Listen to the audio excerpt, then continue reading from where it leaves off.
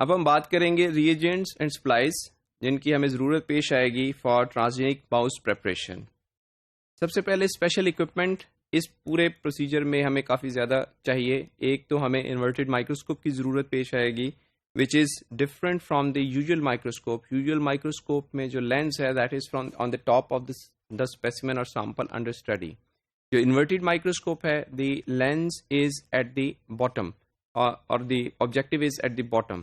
So the 40x and 10x eyepiece is required. 40x objective is required and 10x eyepiece is required to perform this method, because when we have to observe the embryo or the fertilized egg, then this kind of magnification is the minimum requirement to proceed further. Then we need micro manipulator.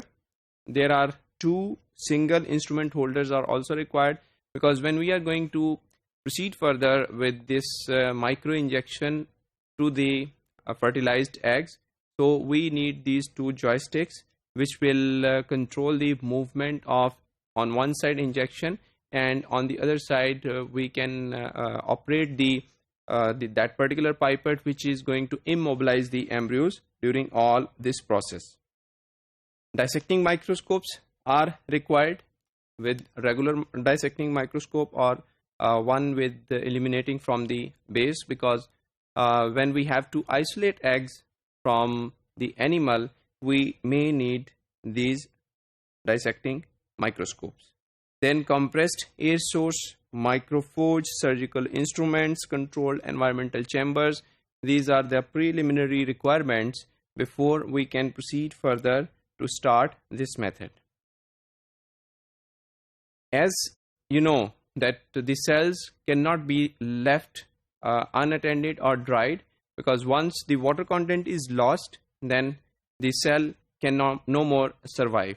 So जो embryo है इसको जब हमने process करना है, we definitely need some buffers, some medium which can keep these embryos or these fertilized eggs in the moist condition, and we can proceed with them. For that purpose, we will be using Whiten's medium, which is a combination of different salts like sodium chloride, potassium dihydrogen phosphate, magnesium sulfate, hydrated magnesium sulfate, then sodium bicarbonate, glucose, calcium lactate, sodium pyruvate, BSA is the source of albumin, the protein, source of protein, sodium EDTA, hepas, and then the antibiotic penicillin and streptomycin, so as no infection or no contamination should be there.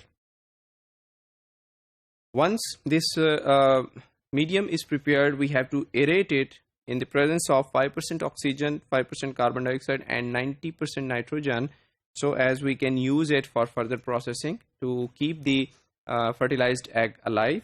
And the shelf life of this aerated buffer is about a week. If stored on the shelf in a tightly capped container, then we can use it, and this storage should be in the refrigerator. Once the shelf life, that is 1 week, is passed, this buffer can no more be used.